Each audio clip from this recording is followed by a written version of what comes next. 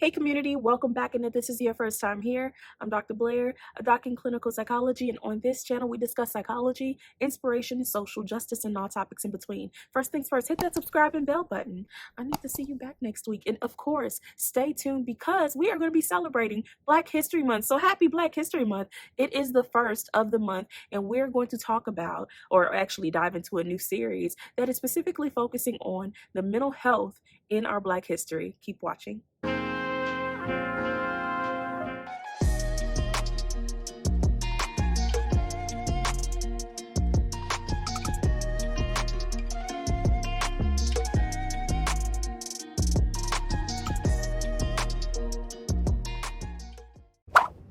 All right, so let's jump into it. As I mentioned, it is the 1st of February, the first day in Black history, and I could not talk about the greatness of Black people and also do what I do and always talking about mental health without actually exploring the history of our people. And a lot of the time people are like, well, you know, we've come so far. We have come very far as a people. However, I think that sometimes we need to extend another arm of grace toward one another, simply because many of the things that we've endured were really not that long ago.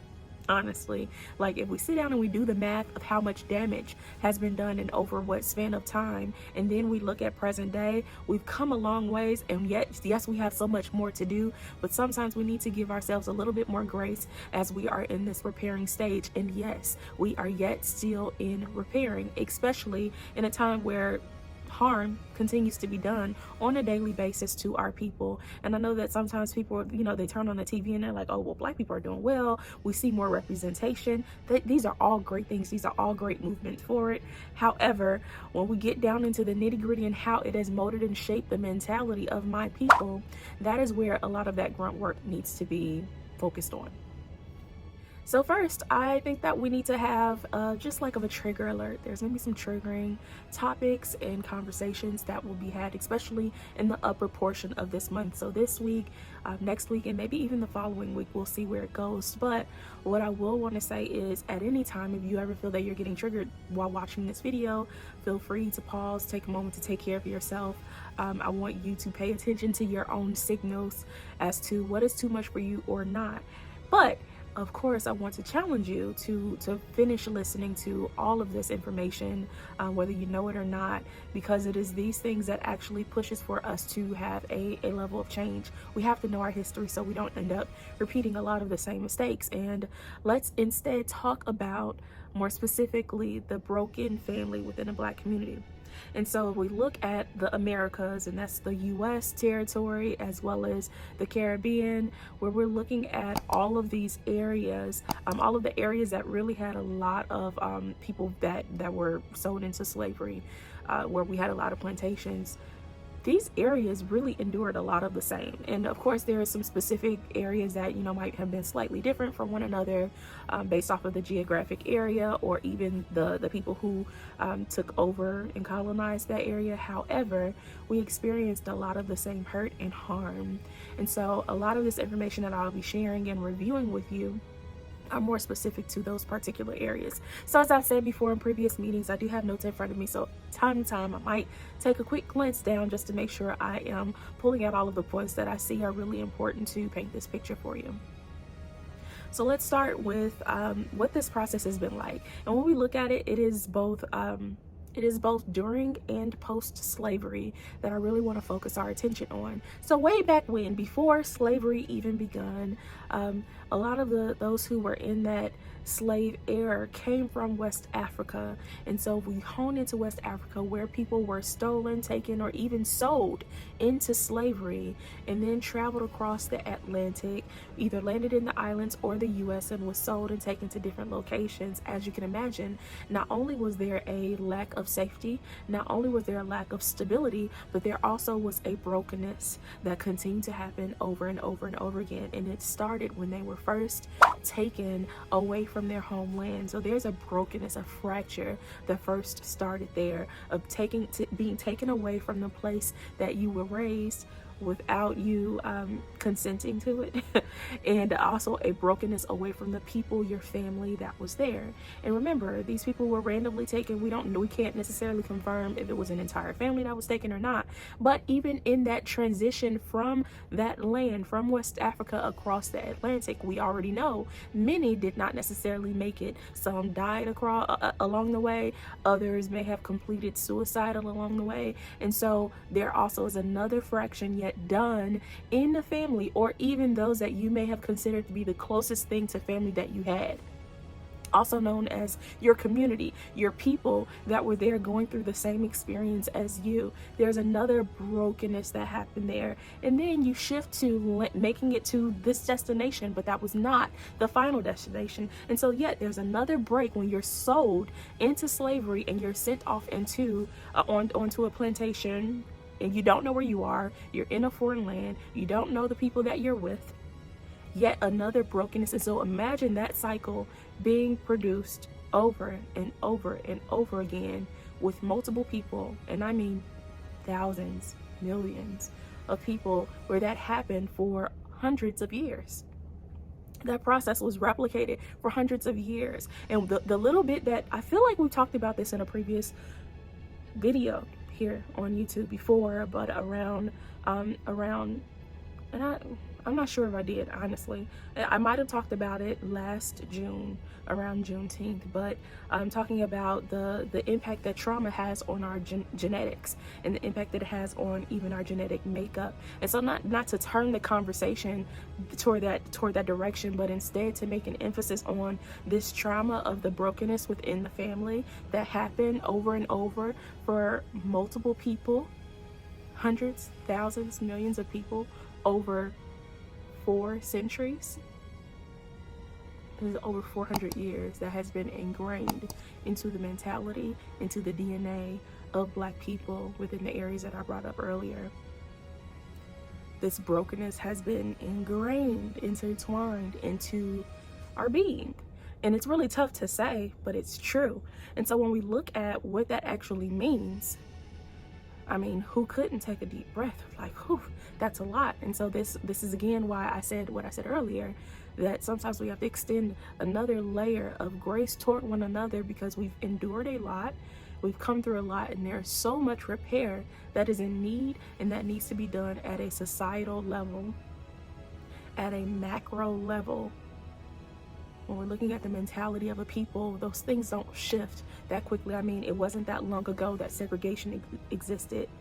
Not that many generations ago was that. I mean, even some people to this day, their grandparents can tell them, or even their parents had lived through segregation. And so remember that these things were not that long ago. Even some laws to this day are very much so rooted in racism. I won't go on that soapbox, I really won't. But there was a lack of consistency. You had inconsistent support when you built support in a community, and boom, it might be ripped away from you any day for an array of reasons. There was continued fractured relationships over and over again. The stability that came out of you having to change locations frequently, on top of the fact that there was a lack of safety. I should have said that, number one, a lack of safety. And so of course there's an immense amount of fear that people are experiencing ongoing, which again ties back into that trauma that was perpetuated on a day-to-day basis. And there is a lack of sense of belonging, which is one of those basic human needs that we have. Everyone has. And so when you don't feel like you belong, you don't have a safety net, you don't have a place where you can call home, you are not trusting of those that are around you, you can't really formulate relationships that you can feel confident will stick. Well, come on, right? And so when we look at that picture, that actually reminds me of Maslow's hierarchy of needs, which I know we have talked about before here. Maslow's hierarchy of needs has this bottom row of basic needs and so on and so forth. And one of those things that he talks about is needed is safety. And as you move higher up these hierarchy, when you move higher up in the hierarchy, it essentially is talking about some greater needs that we all have as human beings. But at the end of the day, the basic needs were not being met for centuries for many slaves. And those slaves who were then gotten to a point where they were freed, that pattern still continued. The pattern wasn't just going to break, oh, you're free, now the pattern broken. No. If we even look at it biblically, when Israel was when they were set free as slaves from Pharaoh, that mentality had to be broken. They wandered in the wilderness for years in order to break that mentality. And so, again, we're talking about a mentality of a people, not a person. Very different. As I mentioned, this is a pattern that continued after being freed from slavery. Up into integration, in fact, some of the patterns I still see till today. This pattern of abuse, specifically toward Black men, this pattern that we see of that has majorly contributed to the brokenness within Black families. And I know that our definition of what family look like, and when I say our, I mean just in society, in American society, we look at family in a different way than they may have looked at traditionally back then. However, at the core, the family structure has been so twisted, has been so fractured, and so targeted and harmed that that core continued to be broken apart. And let's use that stretched idea of what family is. Family is what you make of it, people who you connect to, people who you love, not necessarily your relatives. All of those things very much can be true, but I still stand on what I say about how much this harm has been done towards the Black family and how much it really has broken us time and time again. So of course there's a major need for reform and repair around Black families. Even when we've seen some of this, even up until I want to say the 70s, where they made it that a man could not be in the household for you to get welfare. In order for you to get support, he can't be here. And there are other reasons that contributed to that. At the end of the day, it contributed to taking what was considered to be a family system and breaking it apart. That if you all unite and you band together a little bit too much, boom, you're hit with another tragedy that is to break you apart, which tells us there is power in unity. I didn't even plan to talk about that, but there is power in unity and being able to come together and say we are agreeing, we are on one accord, and even we see this reflected in Scripture, where two or more are gathered in my name, right? And so there is power in us being able to come together and have a unified perspective, thought, and even solution approach to accomplishing a solution and a goal with each other, which I would beg to differ that we've actually seen some intentional things done toward Black people to break us apart, to break that unity. We saw this on Black Wall Street. We saw this when before integration with segregation, we were building our own communities. We couldn't go to their community, so we built our own communities. We built our own stores. Black business was thriving because we had no other choice. And there were so many attacks along the way that continue to strip that away or weaken it. Again, another fracture, another breaking within the family system, within the Black family system. Hence this abundance of need for repair and reform. So what does all of this mean for our mental health? I think that we can easily see how it's impacted us economically, because when you have 1, 2, 3, the fewer amount of people that are bringing in income into the household means that household is making less. I mean, simple math, right? 1 + 1 = 2. So if you have 1 and not 2 people bringing in income, it is less money that the potential could be. We also see that there has been a major impact on even our society and what we have access to. So if your dollars impacted in one household and it's being impacted in several households within the same area, that is then impacting that community, that society, geographically. Okay, and so now we take it a step further. That means that there are less taxes being paid in that particular area. That means that area doesn't have as much money from taxes that are going into the school system. So it's an entire process and system that we're reflecting on. Again, we're talking about this systemically, not individually. And so when we look at the system that has been perpetuated, that has been continued, that has been fed into, and that has been designed, it's essentially doing what it's supposed to do. But most importantly, what it has made a major impact on is negative emotional experiences and poor behavior that we see within the Black community. Now, when I say poor behavior, I don't mean it in the sense of, what we may hear in school when little Tim is having poor behavior in classroom. What I mean in terms of poor behavior actually ties back to some of the decisions that Black people have made out of a place of hurt that has come from more an emotional state of being instead of from a place of stability. And so we end up have made some decisions out of our emotions, rightfully so. Emotions, might I add, valid emotions are warranted, have every reason to feel the way that we have felt and feel to this day. However, I have to be honest and give us the hard truth. Some of those emotional based decisions have not been helpful for us. And so when we look at the mental state of our people, and I really want you to think about this, when we look at the mental state of our people, there has continued to be a level of instability. And we have this roller coaster that we've been on and have not been able to get off since we were born. And just even picturing that, baby is birthed into the earth, black baby, put onto the ride, and you get off the ride when you leave this earth. I mean, that's just a hit, a hit to the stomach, like that hurts. But that is how the system works. That's how the system works. And all of these contributing factors have played a role in the opposite of us seeing what society may deem as success for all of us. I'm not talking about the few people who have been able to get to success or what we see as success. I'm happy for them. It's awesome. Some of y'all might say, you know what, that applies to you too, Dr. Blaire. I'm happy for all of us. Everybody who's out there doing something and have been able to get to a level of success, that's awesome. Whatever that might look like for you. But as a people, are we really at a place where we're thriving? No. Are we at a place where we're okay? No.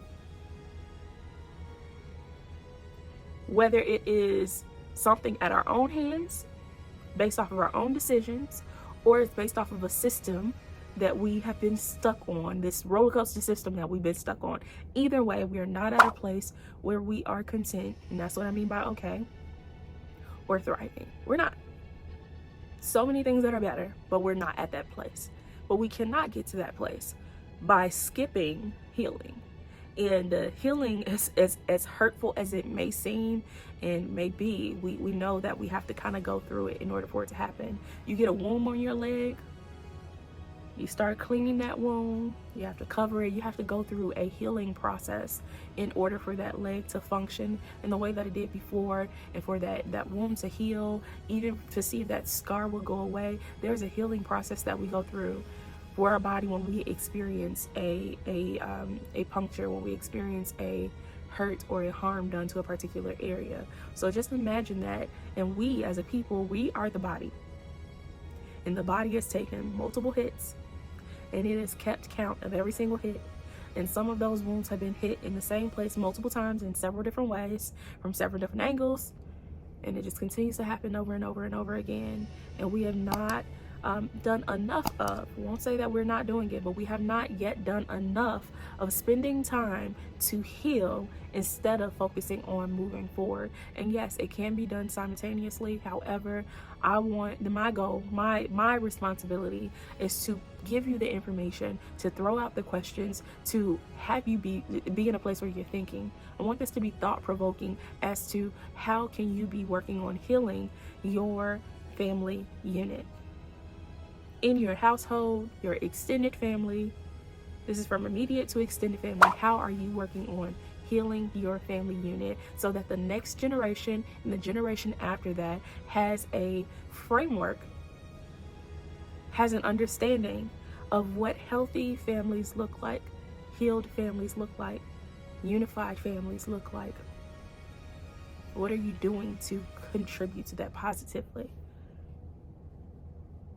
Okay, you're good in your household. All right, what about the other family that you haven't been connected to, that you're not talking to? Repairs.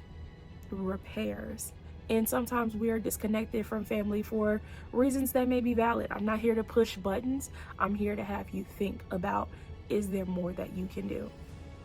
Because it's the individual that makes the community. Each of us as individuals. Again, I want you to think about it. What can you be doing actively?